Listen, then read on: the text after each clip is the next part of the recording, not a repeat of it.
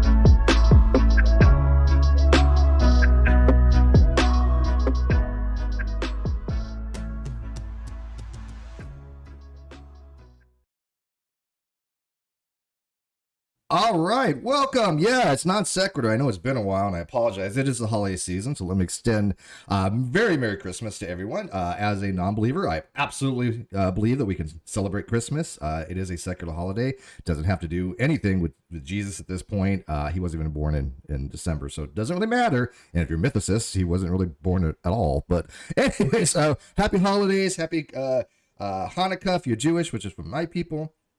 And we're going to have a little debate tonight. And this is going to be a little interesting debate because this is something that I'm not really used to. I do like to debate, but I'd like to get my opponent's kind of positions a little ahead of time. Not to have any kind of inside track, but basically just to, I don't know, be able to formulate in your head the argument and counter arguments you're going to have. So we're not going to do that tonight. Matter of fact, we're both going in blind. So let me kind of introduce the topic and my guest and my moderator tonight. First let me introduce the moderator because he's going to be important here. Reasons to Doubt. Fellow philosopher dude, actually with education, and a nuclear engineer with an education. So he's kind of the perfect moderator for this particular topic. He's going to be weighing in as needs be. And then I've got my opponent here, Jeph. I pronounced that right, Jeph? Is that right, Jeph? Yep. Awesome. Yep. Perfect. Awesome. Jeph, I know from Facebook, but he doesn't know anything about the show. He doesn't know anything about me really, or my arguments.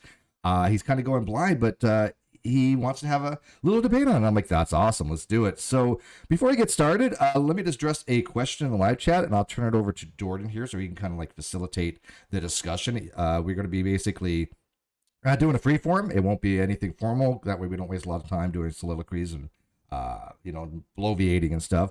I'll give my position, and Jeph will give his position, and we'll talk about it. But as far as a question in the live chat, I love this question. Are we still on this debate? Does it even actually matter?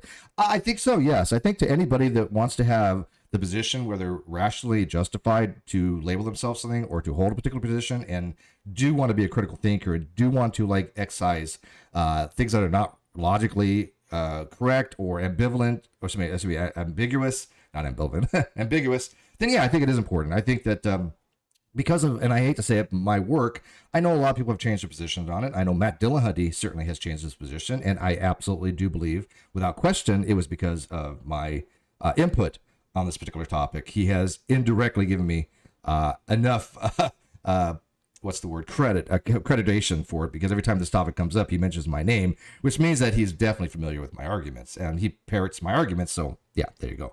But anyways, let me turn this over to Jordan. Jordan has been gracious enough to moderate. If he wants to introduce himself in his channel, which I put the Twitter link in the video description, he can do so. But Jordan, let me introduce you first. How you doing, man? I'm doing great. Awesome. Yeah. So what about you, man? Tell people about yourself before we go into this, because people may not know who you are. My name is Jordan, in case anyone's curious. Even though my webcam is off, I am wearing a bow tie, so rest assured it's there. Sexy.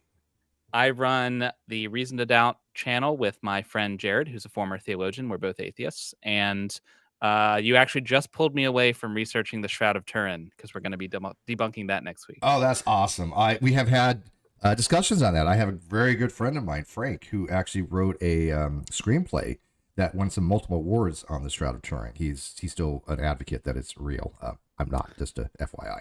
But Very cool. Yes. So tonight's debate, we're going to be talking about agnostic atheism, whether that's a sensible phrase. And as you said, we're going to let Steve start. He's going to take a few minutes to explain his position. Then Jeph is going to take a few minutes to explain his. Then we're going to go into a back and forth. And my role is going to be make sure that nobody's dominating one side of the conversation, make sure everyone gets a chance to talk. And Steve has asked me if he commits any logical fallacies to call him out. Jeph has asked me to ignore all of his. So yes, correct. It's a handicap. If the chat could do that too, if you could just cheer me on whenever I do something incorrect, that's totally fine. I can get some. I get some of the canned applause. That worked. All right, so, go ahead. Did Jeph? Do you have a channel or something you wanted to promote? Not really. Most of the stuff I talk about has to do with like card counting and casino surveillance, so there's not really a lot of crossover. Okay. Awesome. Well, Steve, that's cool. if you don't have anything else, we can go ahead and get started. Yeah, let me just start off by Lawrence admitting in the live chat. Here's the thing: Steve is right. He's being a dick about it. Okay, works for me. And by the way, I do lots of position too, so I do a lot of surveillance as well. Not card counting, but people trying to get away with concealment and doing some shady stuff. So, anyways, I've got good at it too, surprisingly.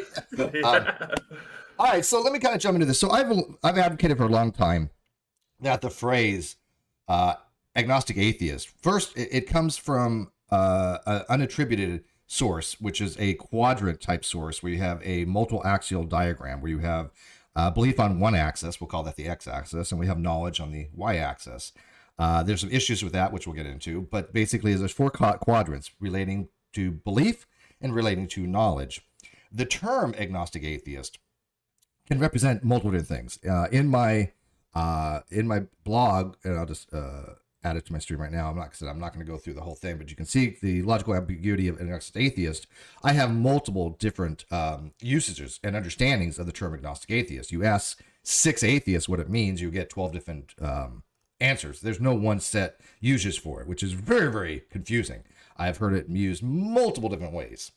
But assuming just the basic general uses that I've seen most common, agnostic atheism is absolutely nonsensical in the what's called weak case condition. What the weak case condition is basically atheism in the negative, as in not having a positive epistemic status or not believing that God exists. So therefore, the position of agnostic atheist for many of the online atheists is that atheism is merely somebody who does not believe that God exists.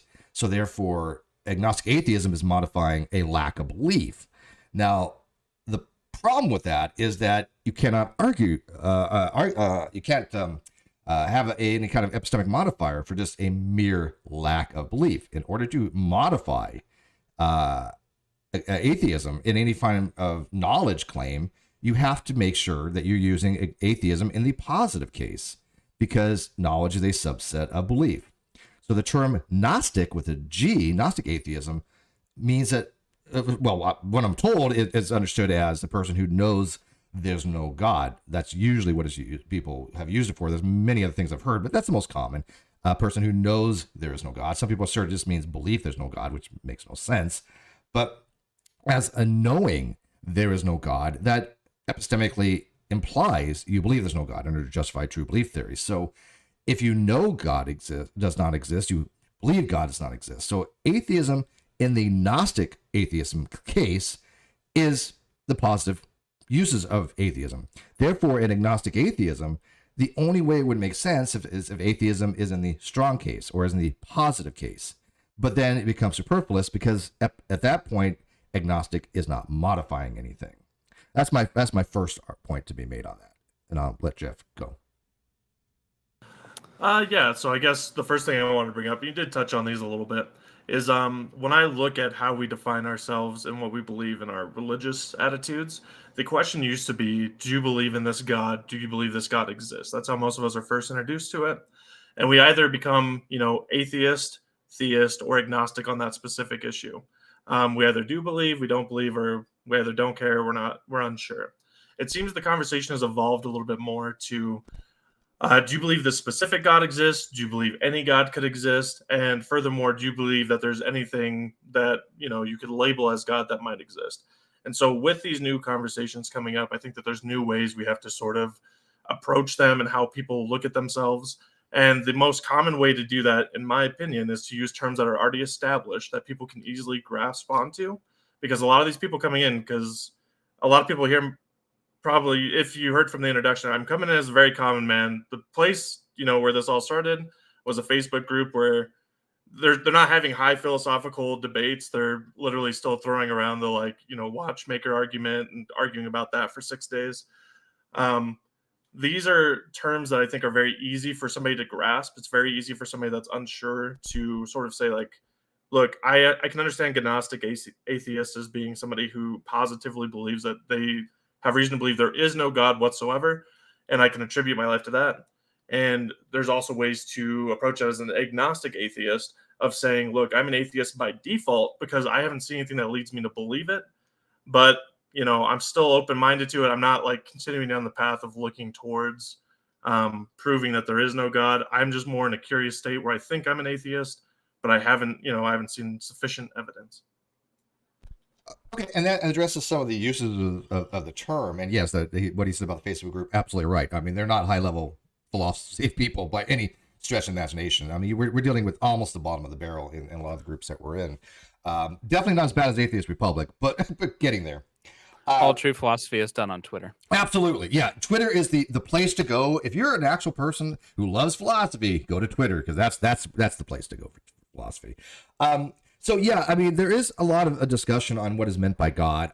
To me, I think that 2,000 years of discussions or more with God talk, I think people have a general understanding when somebody says, does God exist? Because does God exist is the great debate question. That has been the question has been posed for ages. And generally speaking, it is generally referred to as the monotheistic Christian God, the God of Isaac, Abraham, and Joseph, or Abraham, Isaac, and Joseph, right? But I use the term God globally to mean any God, because to me, somebody says, I believe the Christian God doesn't exist. It doesn't necessarily mean that you believe there's no God, right? And so I'm more curious if somebody believes there just are no gods. But, when you said something, Jeph, about, like almost like a default position, the problem that you run into is that any proposition doesn't have a default position. A proposition can be true, it can be false, but your stance on it, your epistemic state toward it can be, a lot of different things. But one of the things is you either believe it or you don't believe it. You can believe it true, you can believe it false, you can have, no position either way. And just by saying that atheism somehow is this position where you're not taking a stance, you're just relabeling agnostic at that point. You're just suspending judgment, but calling it a different term, which is pure semantics. And the issue with that is it subsumes the people that do have the position that there is no God, or that they are suspending judgment on the position of God exists, and you kind of like leave what would be colloquially understood of strong atheist out of the rain, so to speak, as Dr. Draper would say, because if you want to use atheism as some kind of psychological state, it cannot be truth apt. It cannot be true or false. And I still have yet to be explained by an atheist why, axiologically speaking, what value is it to have a position that cannot be true or false if you want to be an atheist? Why would you not want atheism to be true if you're an atheist? But if you subscribe to atheism as mere lack of belief, there's no possible way it can be true or false. But so the way that I accredit it, and maybe I could have just been unclear in my opening intro, atheism doesn't have to just be a non-belief. You can also actively believe there's no gods and act on that. I think atheism covers a little bit of a range there, and that's why I think agnostic atheism and gnostic atheism has a place, because I don't think atheists all have one set sort of standard of belief or why they are what they are.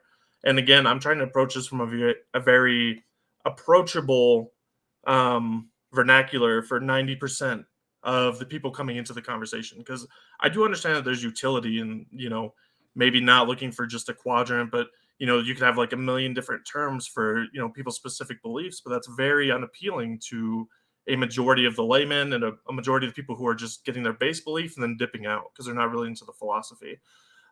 It's almost, I'm not trying to ripple any waves, I'm gonna bring up like a separate topic here, but it's almost like the conversation going on with like transgenderism in the common, just the media right now. It's like a lot of people are just having trouble with the base things of getting the like regular stuff going, and then like neo pronouns get slapped in there, and people are like, all right, what the fuck is this shit? Like, I don't even care anymore. And all of a sudden you have a lot of people reactionary to that are moving away because they don't like how it feels so almost masturbatory and like pedantic at that point, Whereas most people just view it as, well, do I believe in God? Do I not? How am I going to live my life based on that? And like, am I open or not? That's really what most people are thinking about. They're thinking, what do I believe? Am I open to change? How am I going to live my life based on my current beliefs? I love the way you say Gnostic, by the way. I really do. It's pronounced Gnostic. Yeah, I just my bad. No, stop! Don't stop! I love that Gnostic. I love that. Keep doing that. It's good actually, but it is Gnostic. Yeah, but I love Gnostic. That actually, I'm gonna start using that myself. Gnostic. Yeah, it's because I slur a little bit sometimes because I'm just always drunk and high, and so sometimes I pronounce words like the letters to make sure that people know what I'm saying. But yeah, no, look, I'm the first person to mispronounce words, but that's cool. But I get what you're saying when the average person is just trying to relate things, but the problem is that they add in this really weird ambiguity when they say agnostic atheist. Because again, if I just tell you I'm agnostic atheist, what is that telling anybody? At the most, I can't even say at the most. I mean, what do you think that term means? Because again, 12 different people will give you 12 different answers. So if I say, okay, I want to know your position, Jeph, on the question, does God exist? I want to know if you say yes, no, or you have no position either way. I want to know what is your position with the proposition and the negation of the proposition, both, because they're coextensive, right? So tell me, if somebody says they're agnostic atheist, how does that tell you what position they have on the position God exists? And not believing God exists is not the position, because that's ambiguity there. That's ambiguous. You can not believe because of multiple reasons. You can believe because it's false, or you have no position either way. It doesn't tell you what position you actually have, because there's only really three positions, right? You believe it's true, you believe it's false, you have no position either way. There's also obviously believe both, but I think for arguendo purposes, we can agree that if you believe God exists and God does not exist, it's irrational, right? So for there's only three rational epistemic dispositions, or epistemic states for belief. Believe it's true, believe it's false, or believe neither. So if I say I'm agnostic atheist, what position do I have out of those three? That you would not believe. Right, but that doesn't tell me what position I have of those three. Two of those positions don't believe. Sorry, I might have missed the three positions. Sure. You said believe is true. Here, let me qualify it a little bit then. So agnostic, I believe, the way that I view it, the way, again, coming in as a common man, educate me. The way I approach it is either somebody that actively doesn't care about the conversation, or somebody that says, I just honestly don't know, so I'm not going to form an opinion. An agnostic atheist is somebody who I believe will have formed an opinion, but will not say that they can definitively prove it. That's sort of how I treat it. I treat agnostic as somebody who says, look, I can prove the positive, as you brought up. I can argue the positive that there is no God. I can logically bring you there. I can show you the proof of it, yada, yada, yada. Same with a theist. They might have, a million biblical references, a million different, apologetic arguments. I view the agnostic as a much more soft core belief, as sort of like, look, I don't know. I'm not 100% certain on anything. I can't really drive you to that place. I'm just explaining where I'm sitting and why I'm sitting here. Essentially, I am atheist due to ignorance from either one side or the other. Either I don't know enough about God, if God does exist, to be a theist, or I don't know enough about the positive theism to be considered like a hard atheist or agnostic, where I'm like, yeah, I can prove there's no God. Where do you get the impression there has to be any kind of proof, or you have to prove anything? I mean, the term I don't think you have to. I think it's totally valid to not have that. But the term agnostic atheism does not apply proof of anything. It doesn't. Where's the word proof in that? It has no relevancy to proof or certainty or surety even. So like I said, if we go with the three epistemic dispositions, believe it true, believe it false, or believe neither. And I'll put the link to one of my essays, Gumballs and God Better Explained, if you guys want to read that. I think it explains it really well. But those are the three positions. You believe something's true, you believe it's false, or you have no position the other way. So I could say, okay, if the number of gumballs that are some kind of jar that you have no idea, at all, any information on it, if I say that the gumballs are even, well, you can say you don't believe that, but it doesn't mean you believe it's odd. You could have no position either way, which is agnostic on the proposition. So when I say that I'm agnostic atheist, you say, well, you don't believe. Two of those positions don't believe. You have the position where I believe they're odd, and I have the position of neither. So there's a lot of ambiguity there when you say, well, it just tells you don't believe. Okay, great, but what position do I have? So when I say agnostic atheist, what position do I have on the position God exists or not? So I think maybe the best way to describe this is to look at the reverse side. So because we're talking about agnostic atheism, the way I would look at it is, well, if there's a flip, there should be something different right on the other side. If it's just agnosticism, it'll look the same on both the agnostic atheist side and the agnostic theist side. And then if that's the case, then you'd be right. There'd be no point in this because you'd just be an agnostic. But there does seem to be a very clear divide between people who label themselves as agnostic atheists and agnostic theist in the way that it's, colloquially used. Sorry, again, waking up very high. I struggle with that word too. Thank you. So on the reverse side, what we seem to see is a lot of people are like, look, I tend to believe that there is something greater out there. It's not just science. Something came to be. It might be, whatever, but I will label it God. There's something in the supernatural. I don't, think that there's nothing. It had to be caused by something that I'll label God, but I also don't believe, like the Christians or the Muslims or whatever.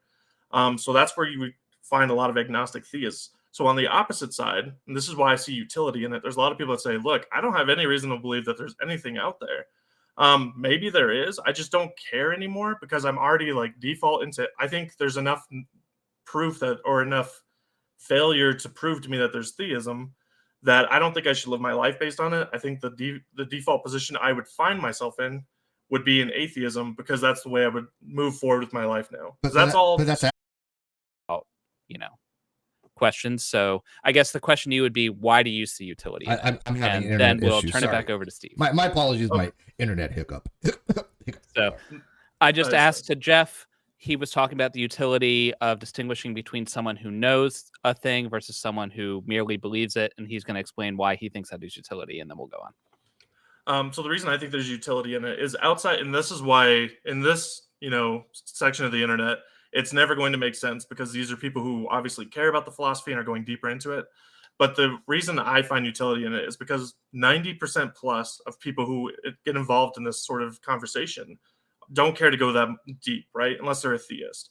So a lot of times where the utility comes in is this creates a very easy, accessible explanation for people to sort of label themselves in a way people sort of understand, and a way for them to not have to be, 20 layers deep into the philosophy to explain, well, this is why I'm an atheist and blah, blah, blah. I think it's totally fine for people to say, look, I just don't know that much. It's not something I dive deep into. I figured there's no God, and I figured that was all I needed to know. And I've moved on with my life with that, mentality, because I don't get anything more out of going deeper into this. So I do think that there's utility because you're going to cover a huge, wide range of the population with this terminology. So, okay. And like I said, I heard what you said before I dropped out. And I respect what you're saying, but the problem is I honestly don't mean to be putting aside what you just said, and I'd like to get back to it, but I don't think it answered the question that I asked initially. And this is why I'm going to ask the kind of Jordan to kind of weigh in on this. The question I asked was very specific. The question is dealing with logic, the ambiguity of agnostic atheism, if it's nonsensical or not. And I asked the question, if there's only three positions you can have, believe it's true, believe it's false, believe it's neither. If I say I'm agnostic atheist, I ask Jeph, what is that three positions that I tell you that you are? Because you can only be one of three. And you just said, well, it means you don't believe. Okay, I'll concede that point. It means you don't believe. But two of those positions are you don't believe, right? Because if you believe it's false, you don't believe. And if you have no position either way, you don't believe. So if I just tell him I'm agnostic atheist, how is that going to tell anyone which of those three positions you have? Are you claiming that it's true? Are you claiming it's false? Or are you claiming no position either way? It's ambiguous merely by saying you don't believe. So how can I get to impart somebody which of those three positions I have if I tell somebody I'm agnostic atheist? Okay, so yeah, and sorry, before I was just trying to answer Jordan's question, no, so I understand I know. Directly address yours. So the reason I don't find utility in it is for the exact reason what happened in this conversation. You asked me, well, what do which part of those three do you believe in? And I said, well, I just don't believe. You're like, well, there's two of these that mean the same thing in that regard. And so the question then would become, well, then why is there three quadrants, from your perspective? If two of the things cover the exact same thing, they don't. There must be a difference. They're not the same thing. No. One believes they're not. Right? One believes hold on. false. Let me hold on. Yeah, exactly. That's where I'm going with it. Is one believes it's false. One believes in the positive affirmation, like you brought up, that it is false, and one believes, I don't care, or I'm more laid off of it. So the reason I find utility in this is because there are a lot of people who say, well, I believe it's in the false, but like I said earlier, there's a lot of these people who aren't I can't convince somebody that I know, the million layer conversation, apologetics arguments about why it's false. I just know my guttural feeling is that I don't believe anything I've been presented is true. I believe it's probably false, and that's the way I live my life and choose to live my life. But I don't go to the extent of knowing like for sure like the full reasons, because I don't think I need to go there. But again, it's not answering the question. Well, hold on. So sure. just to make sure that I'm following what Jeph said, it sounds like, Jeph, what you said there, if they're convinced for whatever reason, whether it's good reasons or extensive or not, they're convinced that God doesn't exist, then they would fall in the believe that God doesn't exist camp. Am I hearing you right? Yes. Okay, cool. Sounds like that's the answer to your question, Steve. Well, kind of. Again, I want to know if you believe there's no God. Let me ask that. So if I say, hey, I want to know positions that you have on the ontological status of God. If you just tell me agnostic atheist, does that tell me you believe there's no God or not? Yeah, if they said agnostic atheist, you would know that they have no current belief in That's not what I asked. Right? That's what determines. That's not what I asked. Okay, I may have missed. I'm sorry. Yeah, that's fine. Maybe very specific. If I want to know your position that God does not exist, there is no God. Not that he does, but there is no God. And I say I'm agnostic atheist. Does that tell you if I hold the positive belief there is no God or not? Yeah, because there's an atheism in there. So having any sort of atheism or theism is the positive affirmation of one way or the other. I'm using agnostic and agnostic as a qualifier within those regions. Awesome. I wasn't sure. Okay, so you do hold atheism is the belief that God does not exist then? Yes, atheism. Awesome. Yeah, either from agnostic is just a qualification of I don't believe God exists, but I'm not going to be able to prove that to you or be able to prove to you that I logically got there. That's going to get to my second argument, but I love this because the problem I by the way, I agree with you. The thing is that there's a lot of atheists out there that use atheism in the negative. And the argument that agnostic atheism is nonsensical is only in the weak case. In the strong case, it makes sense. Because in the strong case, atheism is a belief there's no God, then sure. But the problem is you're not really modifying anything there. There's no, what is agnostic modifying at that point? You believe there's no God. Now you're saying you're saying that it's not giving any indication about surety or knowledge, but atheism itself is strictly nonsastic, right? It really has to do with the belief. It has nothing to do with knowledge. So saying agnostic atheism is just basically saying you're an atheist. I mean, an atheist is not making any claim to knowledge. So agnostic atheist at that point becomes superfluous. But my question to you is, and by the way, I love how you answered that. But to the other atheists out there who think that agnostic atheism makes sense as merely a lack of belief, do you agree that is ambiguous in the weak case? Because that's really what part of this debate is. I think all of them are ambiguous. I think the quadrants actually get slightly less ambiguous because there's 4 positions now over 3. But it's almost the same as if I went over to like a Christian. I'm like, well, you're Catholic. And they're like, well, no, I'm Protestant. I'm like, well, it's all the fucking same, dude. You guys all believe the same shit. And they're like, well, no, not really. Like, I'm a little bit, and that's where I think we've gotten with atheism is I think atheism has grown enough where we're starting to see separate camps. We're starting to see like, these are the hardcore people. Like these are the philosophers of atheism. These are the guys who really like want to disprove the apologetics. And here are like the people who are like, I just don't believe anything that I've seen. I don't think I have any reason to change my life based off of any theist claims. Like I'm just going to live as if there's not one. But you believe there's no God, right? Yeah, I mean, I could say like, it's a high probability. Like I guess because I have that agnostic like tendency, maybe somehow there's something I missed. Well, that's fine. That's called virtue epistemology. That's called open-mindedness, right? But you hold the belief there's no God. And so I think we're going a little to the next part that I want to kind of discuss as far as the argument. But let me ask Jordan: have we established? Do you think beyond a reasonable, I hate to say doubt, reasons to doubt, that Jeph and I agree that in the term agnostic atheism, it would only even begin to make sense if atheism is in the positive case? I think Jeph has agreed that the term atheist, whether modified or not, means you believe no God exists. Okay. Is that correct, Jeph?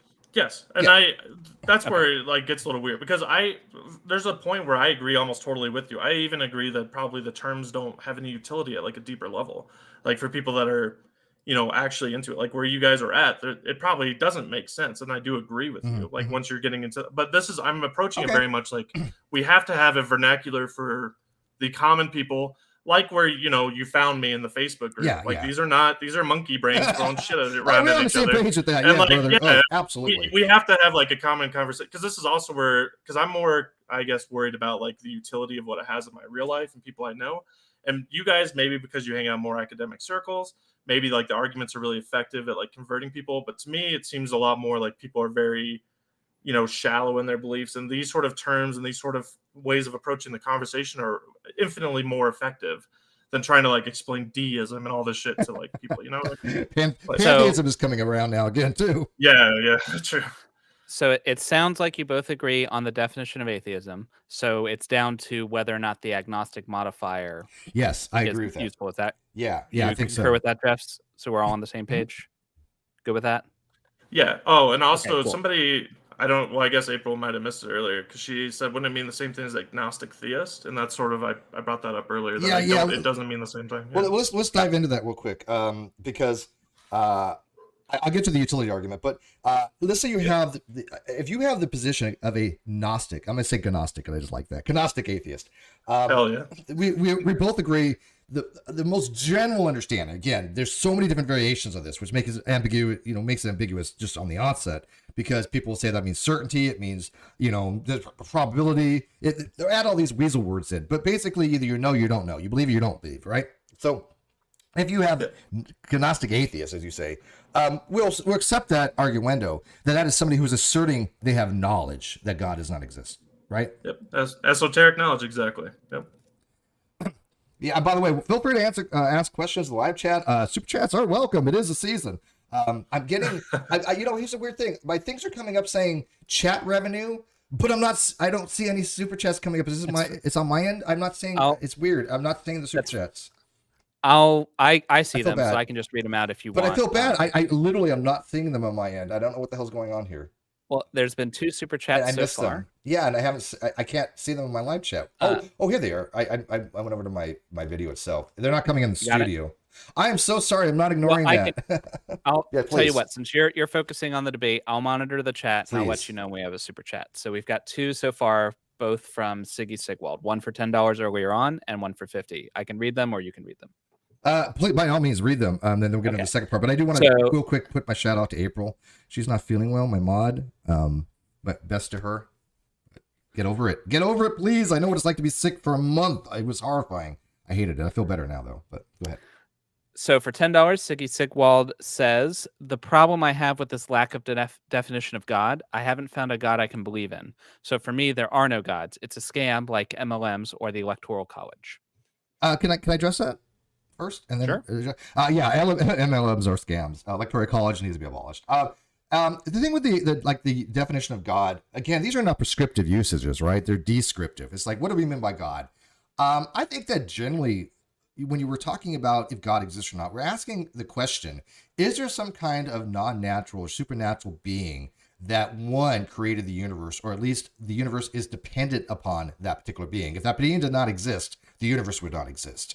Whatever that being would be, I'm going to go ahead and call that God. And I have a stipulative usage of the term, which is, I can read you verbatim if I looked it up. But basically, it's something along the lines of a necessary being with intentionality that from all things contingent are relied upon. So if everything that's contingent has to come from something, then the theist would argue that comes from what would be a God, because without that God, we would not exist. That's kind of, I think, overall what we're asking for when we're talking about, does God exist? Is there some kind of necessary being that must exist for the universe to exist? Jeph? Yeah, no, I would agree. The one thing I would say is I think a lot of people are getting a lot softer on what they mean by that. The conversation, and that's why I push back against this, because normally if you would ask, I would be like, whatever, if we want to evolve atheism, that's fine. But theism is evolving in a way, it seems to me, where the apologetics and the arguments are no longer becoming like, here's a deity and blah, blah, but they're almost going to more paganistic in a way. They're trying to be more aloof, and, God is whatever. God could just be, the movement of the beginning of the, this is where theism is trying to move to stay more aloof and to stay more like, it is real. Like, it might not be some bearded man in the sky. It might just be, whatever the outside forces that first interacted with, and so in that regard, I think they're going to try to widen their definitions a little bit more.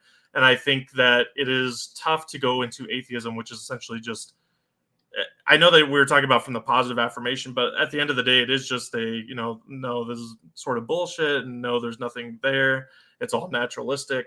I don't think that there's any use in like making more specific and like getting into more of the nitty gritty of the atheism side, when the theism side is getting more broad, and we just sort of have to stand the ground on what the basic principles of atheism are. And that's either, you are atheist, you're theist, and where do you stand within the atheism? Do you believe like there's no deities? Do you believe there's no movement at the beginning? Do you believe like any of the claims these people are bringing up now? I think you're right about the theist changing over things. I think you're absolutely right on that, matter of fact. But let me give you the reason why I think they're doing that.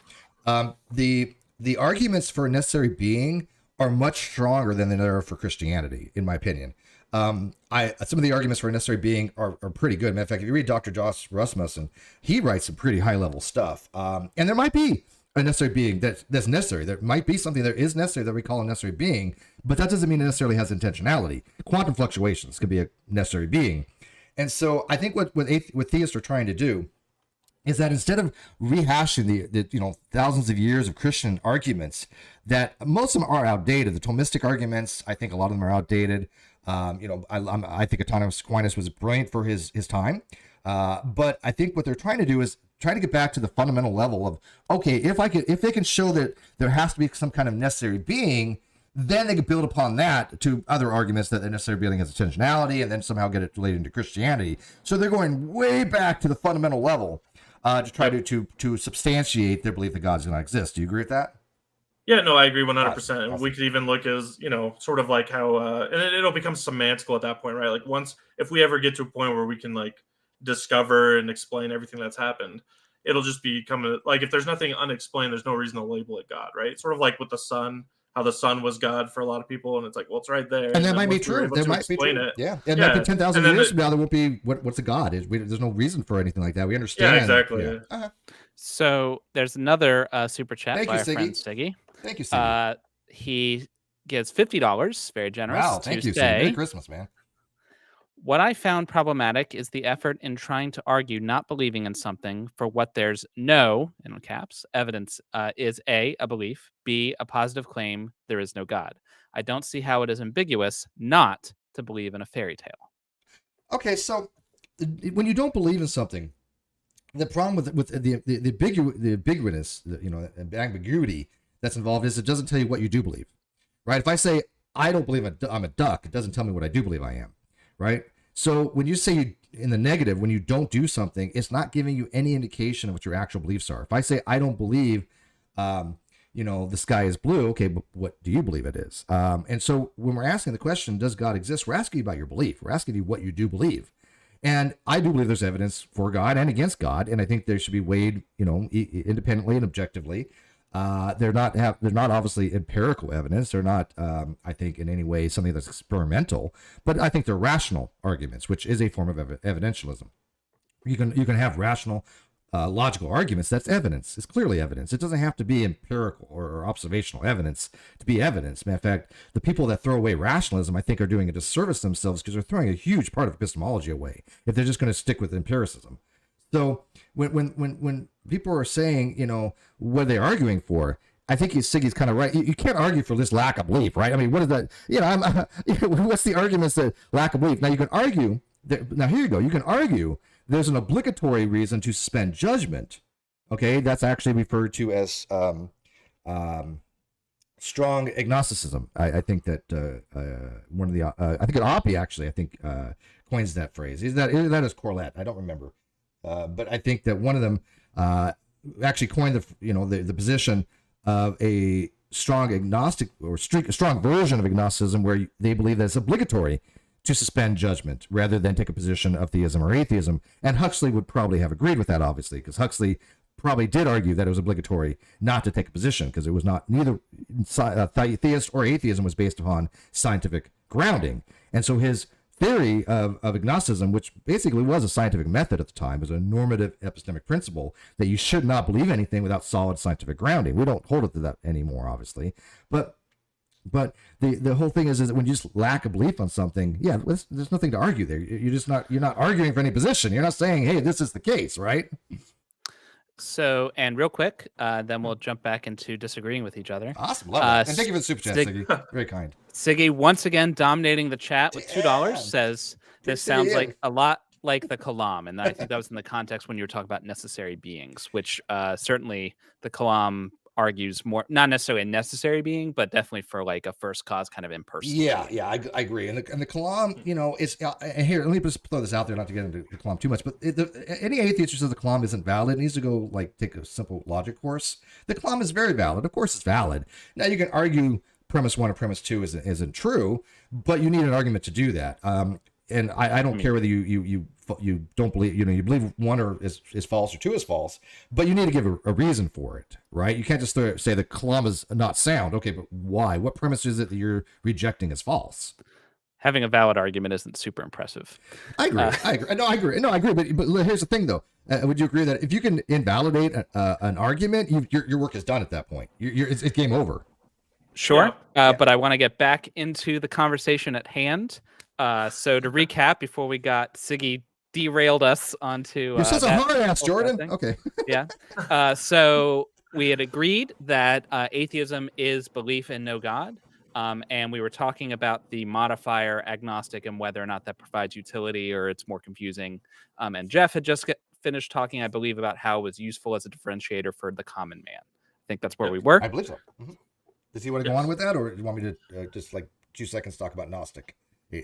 I guess I'll just, you know, say pretty much the same thing, but tie it into what you were, you know, you were just talking about with if you can disprove anything. And that's where a lot of, I think, why I think there's utility in the differentiating for atheism is a lot of people don't feel like they can necessarily, like, even though they don't feel theism is proven or whatever, they don't necessarily feel like they can go down the train with, if somebody came in with, like, you know, esoteric theist knowledge of arguments, that they'd be able to say, well, yeah, I can disprove, like, you know, 0.2 of your like 5-point, you know, presentation. Like a lot of it is just, this is just sort of the default position I'm going with because of what I've seen, what I believe, my guttural feeling. I just don't feel like I have the esoteric knowledge, which is always how I treat Gnosticism versus agnosticism in this as a adjective, to really go down that path. And so when I'm interacting with somebody and they say, are you atheist, theist, whatever, and I say, well, I'm agnostic atheist, I'm atheist, but I don't, you know, can't really go down all the paths or whatever. So if you want to talk about it deeply, like, you can, but I'm just not, you know, you're not going to convince me at the end, you know? Well, I mean, they have enough sufficient argumentation to maybe. Good luck. I mean, look, I think most of us can change our positions on things of this nature, but I mean, to change your position on something like flat Earth, that's going to require a hell of a lot of freaking work, right? The whole thing with the whole, you know, Gnostic position, and let me clarify. I agree with you. Gnostic is an esoteric knowledge. It is not understood as epistemic knowledge in philosophy. Now, you want to argue that, you know, the Greek term gnosis for knowledge. I don't speak Greek, but, you know, in modern linguistics, if that's what it's used for, fine. I don't seem to see it that way, but I don't speak Greek. But the problem is that gnosis did refer to esoteric hidden knowledge, and it meant a very specific thing. It meant the knowledge of Sophia's fall from Plamora, that when she fell, she instilled this information into all human beings, that the creator or the emerged god of this universe called Yaldabaoth was a false god, and that Jesus had been trying to explain to people, hey, look, we live in a fallen world, but the fallen world we live in was not created by the unknown God, the one true God. And then the syzygy of Jesus was trying to get her what's called emanations of her own, and by doing so, she fell from grace and is still everybody to know, hey, look, God does exist. It kind of goes into the Romans 1:18 to 21 kind of thing. But that was a very, very specific type of knowledge. It was not just any old knowledge, of the specific knowledge of the unknown God.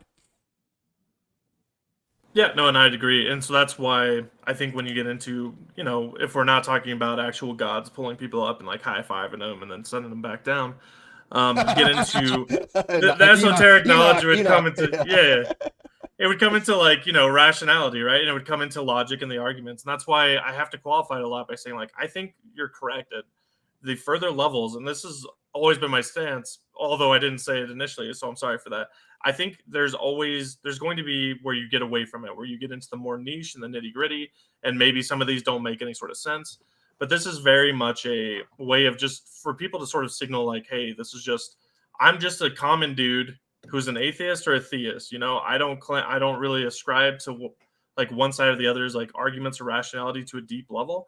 This is where I sort of default lie because of X, Y, and Z. Some like very almost surface level things. Okay. And like I said, there's something to be said for utility, but I do want to make it on record that you and I both agree, philosophically speaking, the deeper stuff, what I'm saying probably is true. I mean, it's something that people that like philosophy and like logic could look objectively and looking at my arguments and go, yeah, Stephen makes a really good point. This whole quadrant model, philosophically speaking, is not valid. It's definitely ambiguous. In worst case, it's just nonsensical because again, knowledge is a subset of belief. Would you agree, like philosophically speaking, that right? Because I think you do. It sounds like you actually agree on that. Oh yeah. I just think it's so niche that it doesn't matter for most people. No, that's fair. I mean, that's a subjective opinion, but that's fine. Let me interject real quick since you're agreed there. You've been talking about utility a lot, Jeph, and in the context of using agnostic atheist. So I'm curious what the additional utility is of using agnostic versus if you just common man went to someone and said, I'm an atheist. Where do you think that confusion would come from? I think that might be a point of disagreement. Great question. So yeah, and that is a great question. So a lot of when we get down to, I'm going to keep calling them the common man, but this is just sort of how people approach it on a base level. A very common argument from the theist side at these low levels is that either God is 100% proven or 100% disproven. So a lot of times when you interact with these people, if they're like, well, what are you? Are you an atheist? Are you a theist? And you're like, well, I'm atheist. And like, oh, really? Can you definitively prove to me that, X, Y, and Z doesn't exist, blah, blah, blah. It's like, well, no, not really. Just like, you can't really prove to me, but like, you don't know that. And so what I'm going to tell you is just, well, I'm an agnostic atheist because I don't claim to have this special knowledge. And by even presenting myself that way, now you have to prove to me if you're saying like, if you're going on this bimodal like part, well, I guess it's not bimodal because it's agnostic, but you have to 100% prove to me that your theism is correct. Because I'm not claiming that I can 100% prove atheism, but you're claiming that you can 100% prove theism. And that seems to be still the common like argument and way people approach it on the lower levels. Really, I don't see that much. Straight up, I just don't see that even from theists. I don't see a lot of theists going around going, I can prove God exists. Now, there are some. I mean, on the very low bottom rung, sure, I've seen a few. But on average, most theists say, look, I'm not trying to prove God exists. I'm going to explain why I believe it based upon, blah, blah, blah. But that's a different claim than I believe. I believe I can do something, or I believe, like, for example, I can say, I believe I can prove something. Is a different claim from I believe something exists. They're very different claims. And I use the example 0.9 repeating equals 1 all the time because I know that's a fact, right? I have knowledge of that. I can say, look, I believe 0.99 repeating equals 1. I know 0.99 repeating equals 1. But if somebody asks me to prove it, I have no obligation to do so unless I say I can prove 0.999 equals 1, which I can, by the way, obviously. But you have no onus to prove anything merely by stating a belief. So you say, hey, look, God does not exist. You are not giving any claim that you can prove that. And so I think what happens is you have these atheists and theists in these low-level groups that are strawmanning the crap out of people by saying, prove your God. I mean, I've lost count how many times people have said, prove my God. And it's just like, what? Do you not think it's silly to ask a non-believer to prove their God? I mean, that's like the default for atheists on Facebook. It really is. It's like, oh, 1 + 1 = true. Okay, but can you prove your God? It's like, and so those kind of people, yeah, I agree with you, Jeph. But yeah. See, that I kind of recuse myself from those kinds of discussions as somebody who's just that bottom of the barrel, Well, yeah, no, and you're correct to do so. I'm just a bottom dweller, all right? I go in the filth and I hang out with all the shit people, and I'm like, look, I need to teach you people how to just interact with each other on a base level, and there are just tons of them. Like the group that we first started interacting in, Atheist and Theist Forum. Mm-hmm. I mean, it won't take long to find a post where they're like, atheists believe we came from monkeys. They're fucking stupid. Therefore, God. And it's like, all right, I need to teach you people how to just well, I don't need to teach you people, but I have to interact in a way that's approachable for people this dumb. Yeah, no, I've been doing the same thing in that group, and I know all the mods. They like me. They like my channel. We get along great. They love the fact that I introduce more of a high level content because they don't really want that lower level stuff, and that's why in that group you never see them, come after me. Now in other groups, man, I mean, I'm treated like a pariah for spitting facts. It's bizarre. It is absolutely bizarre. I agree with you, and I think it's because a lot of these groups, they ostracize people who speak on a deeper level, like yourself, like even the theist apologists who have like good arguments, because they're in there for a little bit and they're like, oh wow, these people are fucking morons. I don't want to be here, right? And then they leave, and yet they have good arguments. Well, not great arguments, but I mean arguments that worthy of at least looking at. Yeah, exactly. And so it ends up being, it's almost like an echo chamber of morons because anybody of any value will just leave. So that's why I like hang out there and I'm like, look, is there any way we can, talk like we're not idiots? Like, is there a way to like, so I look for things that are valuable in those spaces. We need to get Elon Musk on the phone. That's the new tagline for Twitter, an echo chamber for morons. Yeah, we could call ecom. Ecoms. Ecoms. Yeah. Echo chambers for morons. Ecoms. I love that acronym. But yeah, that's exactly what happens. They ostracize people that do think on a deeper level. Because I could put the most objectively true statement I have a lot of forums I'm in Facebook. I could put an objectively true statement and I still have people arguing against it. And I'm like, look, here's the thing about critical thinking. You can argue whether pineapple belongs on pizza or not, right? That's subjective, right? There's no objective fact in the matter to be had. But if you're arguing that A does not equal A, there's going to be a problem. And I have people that do that, right? I have a guy, John Richardson, who's the head of the Atheist Alliance International. That should tell you all you need to know. Who believes that A equals A does not hold true in reality. No philosopher agrees with him. No logician agrees with him. Nobody that has any kind of working brain cells agrees with him. But he'll still do it. And so, like, for example, like one of the posts I put just recently, I tried to explain to the concepts, Jeph, that once something is proven, and I obviously mean a logical proof, it is always forever proven. You cannot disprove a proof. Once it's proven, it is absolutely proven. There's no way to disprove that. And so when people say, well, I can't disprove your God until you prove that God exists, they show a fundamental lack of understanding of basic logical understandings. And then they go, what happens if you find an error in the proof? Well, then it wasn't proved to begin with. You're not disproving anything. You're showing there was an attempt at a proof that went, undiscovered, but that means that it was never proved to begin with. And it's such an easy thing to understand. And the pushback was ridiculous, man. Yeah, so I commented on that a little bit because I thought maybe we would bring that up because I argued with you in a little bit there because I was like, I kind of know where you're going. And again, we're going to end up in agreement. And you already said what would be my agreement in the end. Like, it wasn't truly proven in the first place. But I feel like that's where a lot of the area, like, you could disprove something that felt or seemed to be proven at the time. Like, let's say if we go back to your gumball machine, if somebody's like, let's figure out how many gumballs are in here. The only thing we need to do is count how many gumballs are in it in the first place. And I'm like, all right, well, that's true. And you pop off like the glass bowl and we go through and we count all of them. We get the same number. We're like, okay, there's 909. Okay, we proved there's 909. But then some guy comes up and he pulls up the little lever where they come out and two more come out. He's like, well, you fucking idiots missed this. Like, well, I guess we proved it, but we missed it. You demonstrated. It wasn't a proof, though. Logical proof is a much higher standard. Yeah, no, then that's why I would say you can never disprove something that was like you can't disprove the logical train that got you there. But we always seem to find that like evidence or what we were measuring before, a lot of times we're inaccurate in our assumptions there, and that's the way that you sort of disprove something. Yeah, you didn't. Yeah, you could disprove a demonstration, you could disprove the evidence, you could disprove the claim, but a logical proof is undisprovable. Yep. Yeah, and I agree with you there. So that they don't understand that. They don't think on those higher levels, right?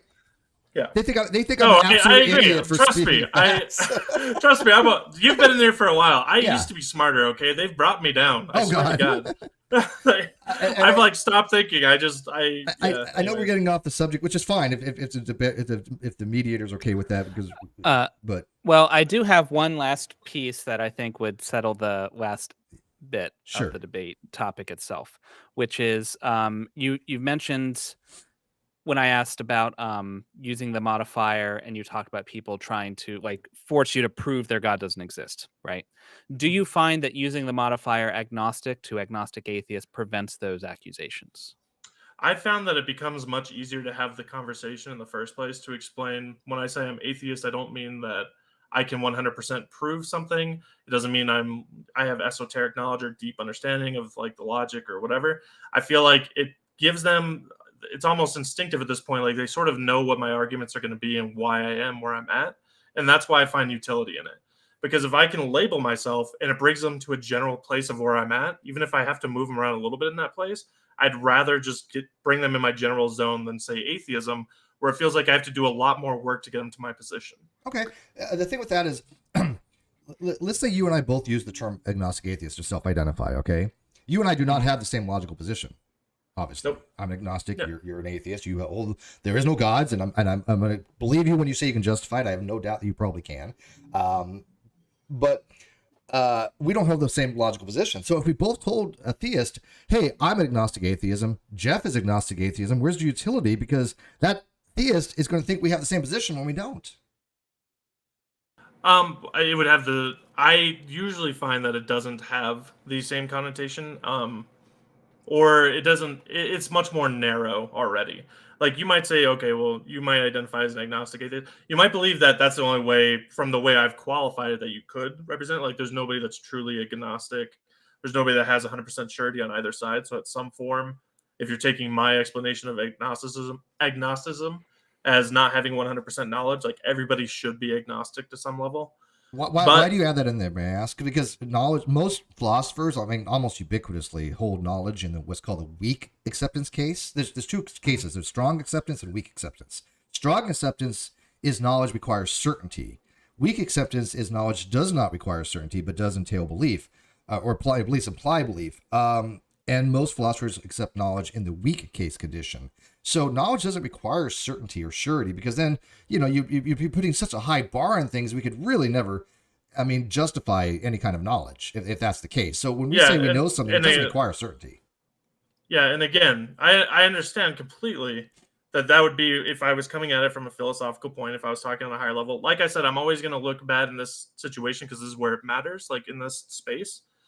But you have to remember, the reason I'm qualifying it the way I am is because this is how a lot of the common, people I interact with, and not just like online, but just normal people, because they don't talk that much about these issues. This is how they view it and approach it. Yeah, no, we both agree they're stupid. Well, yeah. But, I get that. Well, even people I don't necessarily think are stupid, but just aren't interested in it that much. Like they have their general belief. Like I have to understand where their vernacular and their understanding is, and approach it that way in a way that's approachable for them. Well, let's try it in biology. Let's try a biological aspect. You and I assume down the line agree evolution is just a fact of life. I mean, evolution theory explains biodiversification. Life goes back 4 billion years. I don't think anybody here in the right mind is going to disagree with that. I have some viewers that are younger creationists. I get along with them just fine. I'm friends with Dr. Sarfati, who is a big time, obviously, younger creationist. I have no issue with him. We've known each other for, I think, going on a decade or something. I've known Dr. Sarfati, a long freaking time. But, we all accept evolutionary theory. So when you're talking to somebody like, let's say, Dr. Sarfati, he's going to understand the biology, right? He'll try to obviously, manipulate it a little bit to his own belief system that, the earth is 7,000 years old, which makes no sense, obviously. But when you're talking to somebody in these groups, when they start saying things like, well, theory is a guess, evolution just means change. And when we come in and say, look, these are not how these words are used in biology. These are not how these words are understood in biology. I do the same thing in philosophy. I tell atheists, these are not how these words are used in philosophy. Matter of fact, just recently, not too long ago, Alex O'Connor, cosmic skeptic, he graduated from college and came out and said, yeah, these are how these words are used. He didn't directly say I was right, but he definitely, vindicated everything I've ever said. Rationality rules, same thing. He actually said the same thing. Yes, in philosophy, these are usually the terms. So when I'm in these groups, trying to raise the level of discourse to explain to them how they are used in these domains. How is that any different than like biology when you're talking to creationists? I mean, do you use their terms as for like utility to say, okay, yeah, evolution means change, but at that point, how the hell do you explain actual evolution to them? Yeah, no, and if I was speaking with somebody that had a deeper understanding, I would look to use a more, esoteric vernacular or vocabulary. It's just like you guys both worked with, I hope I'm not doxing anything here, like nuclear no, we both, in that field. Mm-hmm. So when you're talking with somebody who has no idea about it, and they're like, nuclear energy, should I be worried about it? Should I not be worried about it? And you have to break it down for them. You're not going to sound like how you sound when you're talking with anybody in your field. you're going to say things in a very simplistic way, in a way that you think the conversation is understood up until that point in the general population. And if a different nuclear physicist heard you come in and explain it, like, using little figurines to try to explain like how atoms work and blah, blah, they're like, that's not really how it works. Like, you're not explaining, like, and then they pull up the fucking chalkboard and like go a million. And it's like, yeah, dude, because he doesn't understand that. Like, I'm trying to explain it in a way that they will understand. Yeah, no, and I get there's a holistic approach. I do believe in academia. There's what's called heuristic pedagogical methods, which basically is that, okay, this isn't quite the case, but it's a way to conceptualize. And I think Jordan would agree with me. Like, for example, obviously the plum drop model, nonsense. But Bohr's model of the atom is a conceptual thing. We all know, anybody who's ever taken a single course in physics knows Bohr's model is absolutely incorrect. It's much, much more complicated as far as the states of the electrons in the orbital states in the if you take Vesper theory and like that. And so Bohr knew his model was incorrect. Yeah. It was just to kind of give a really kind of very superficial understanding to people that didn't understand it. But but if you go into one of these groups and some creationist going, hey, look, I swear to God, I've had this happen. How does the electron stay in orbit and not decay around the nucleus? You just want to die, right? You're just like, headache time, because they haven't been educated on the actual understanding of the physics. So to try to come down to their level, I don't see any utility on that. I'd be like, no, you just have a fundamental misconception because you're just not understanding the subject. And so philosophically speaking, I would rather raise the level of discourse than kind of go down to them. To me, that has more utility. I guess that's actually where the disagreement probably is found then, because I do find utility in, creating pathways, even if they're not useful in the end and they have to be reformed or reshaped later. I think certain principles, if they're not able to be understood, have to be approached that way. I think a lot of the discourse right now, a lot of people are very confused still about just accepting certain things. Like, I only know, so much of an argument about either side of either theism or atheism, or why I would be agnostic about something. Mm-hmm. And I think a lot of people are still grappling with that concept alone. Like, there's still Absolutely. kindergartners. Yes. Yeah. And so you have to present it to them with blocks and colors. No, I agree. Like and that's why a 4 quadrant, like, look, there's 2 sides and there's 2 parts within the sides. And we even like give you a little freedom to like place yourself and like see what that means to you. And like, we can figure it out from here, and then we can start branching out a little bit further. Let's look at that. If we did use that I'm sorry. Yes. Well, I was just gonna. I don't want to step on the lively debate. I was gonna ask an own question of my own selfish self. Wouldn't it make more sense if it's even simpler just to do a spectrum? If we're just talking about certainty, and like at the far ends you've got knowledge, right? Why not just have a like a color spectrum, like a wheel? Yeah, like that. Well, that's how Dr. Malpass has it. It's a linear thing, right? From believes it false, believe it's true, and then agnosticism is in the middle, because agnosticism is fence sitting. It literally is in the middle between believes true and believes false, right? Yeah, no, and I agree. That would probably be where it would go next. But yet again, like, and I only say this as somebody who only thinks in the way of the shit slingers, okay? This is where they're at. They can understand 4 blocks. I can't give them a line and tell them that there's different notches in the line. I can't give them a circle and tell them about how to quadrant it out or anything. They have to just be given a very simple model that's very easy to look at and very easy to start comprehending to even move forward.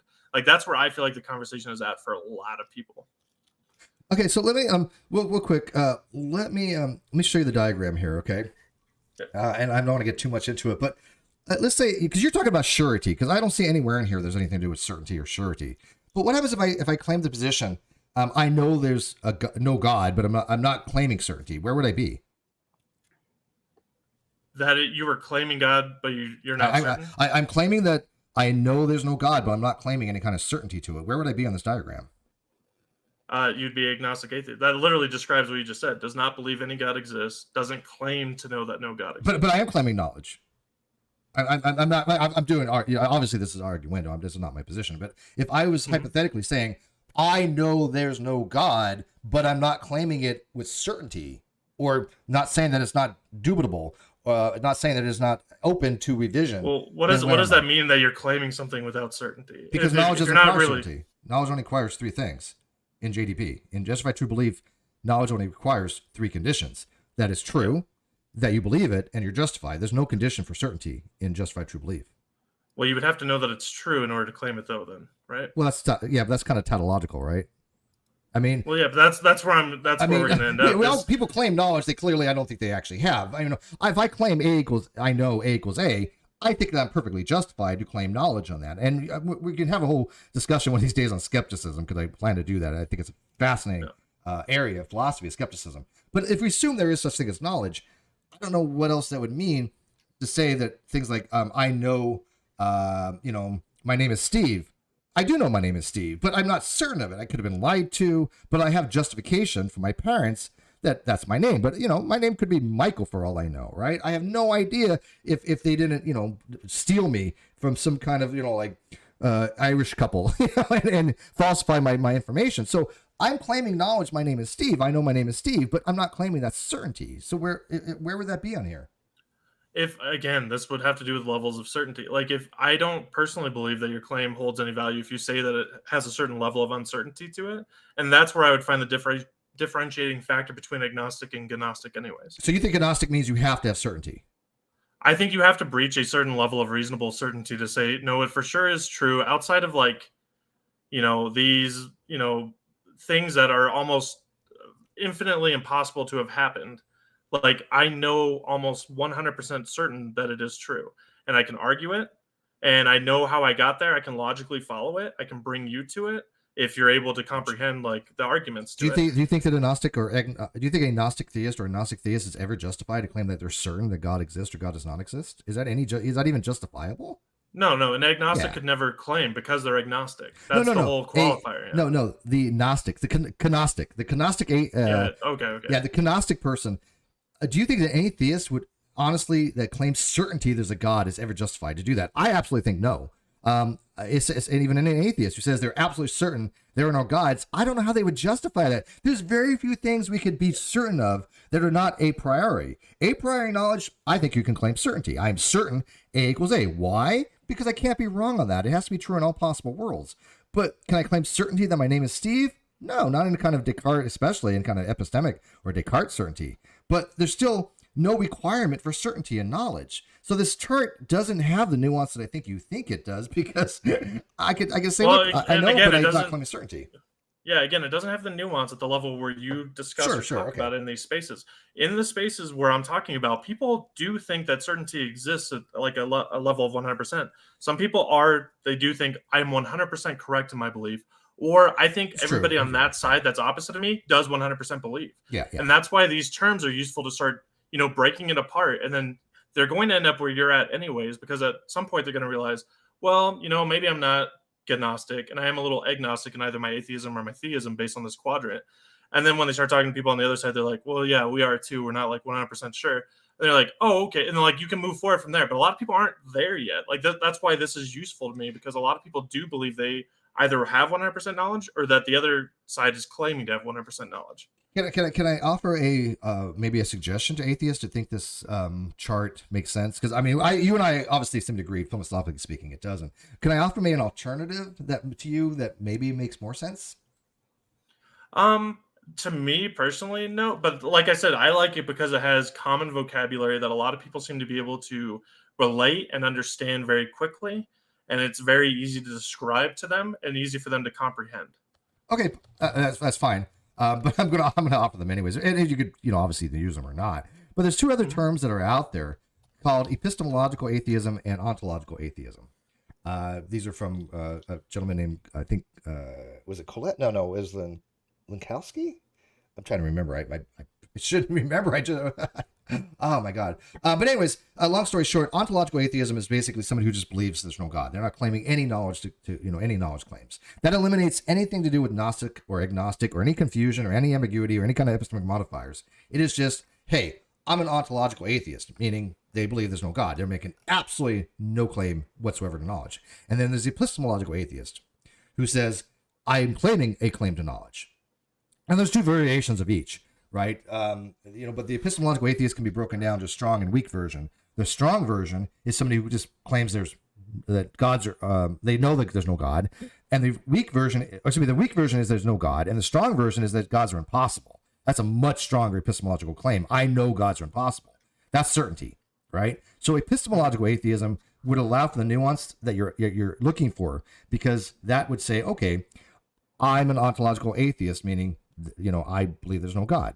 Or I'm epistemological atheist, meaning I claim there's no God. And then somebody could say, well, are you, a strong version or a weak version? And the strong version would be, well, I'm an epistemological atheist that claims gods are impossible, which is certainty, right? Yeah, we're going to start wrapping it up in about 2 minutes here. How's that sound? We're trying to go 90 minutes max. But does that make you don't have to adopt that, but there's some options for you there. Yeah, no, and I agree with what you're saying. I think that's perfectly fine to use. I think if people can comprehend that, that's very, that's a better way to go.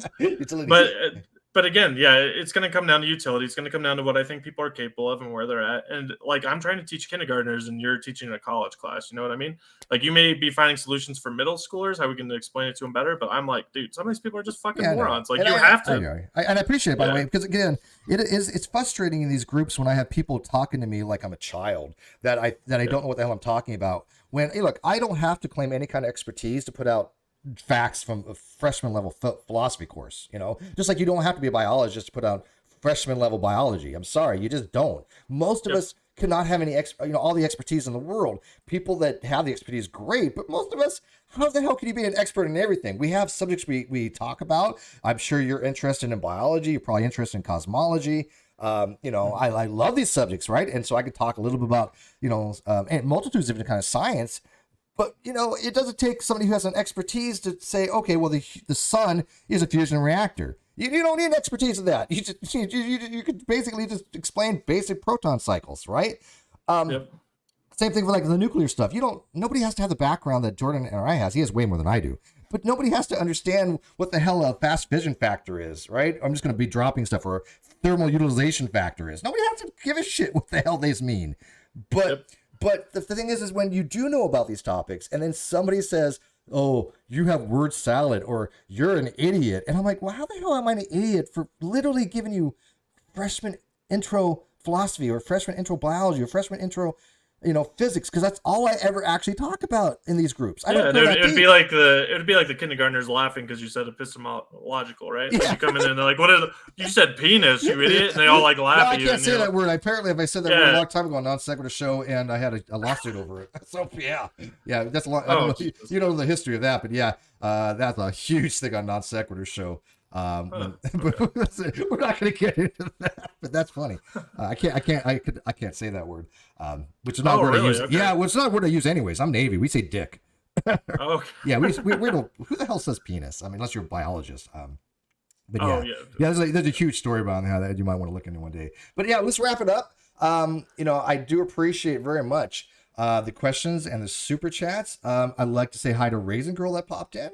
She says, I have always liked the way you've explained that label. I find your position thought out and honest. Thank you, Raisin Girl. You're very sweet, and I appreciate that.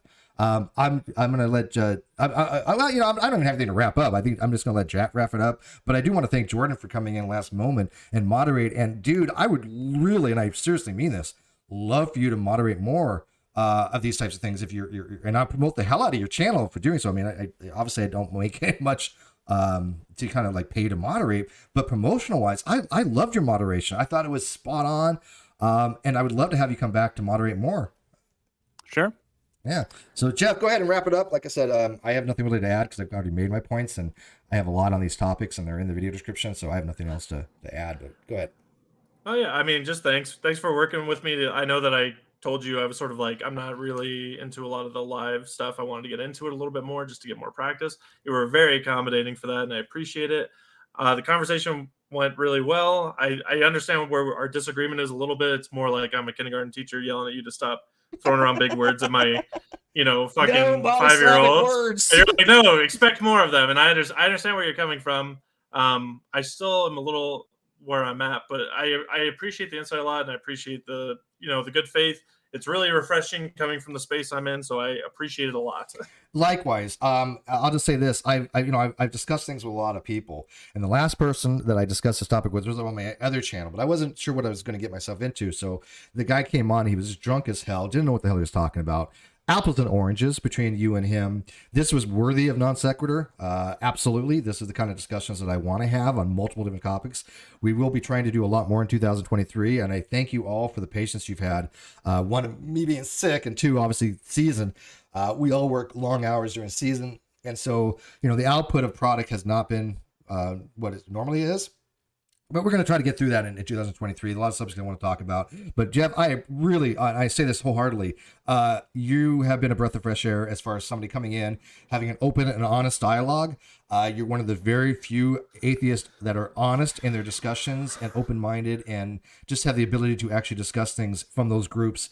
And I think you can raise yourself from kindergarten and teach you to a much higher level in these groups. You can keep going with these compliments. I mean, there. Hey, I don't get praise easy, okay? This is hard for me to stop it. Okay, you don't know the struggle, okay? Hey, I'm learning from you right now, right? He doesn't know the history of me. I'm an a-hole to everybody, man. I just hate everybody. Dude, I am. I wonder if this is what it looks like when assholes interact with each other, actually. Yeah, exactly. All right, let's wrap this up. It is 9:30. I want to thank you all for watching the NonSequitur Show. I wish you all a very safe and Merry Christmas, Happy New Year, if we don't see you before then, and Happy Holidays. And with that, good night.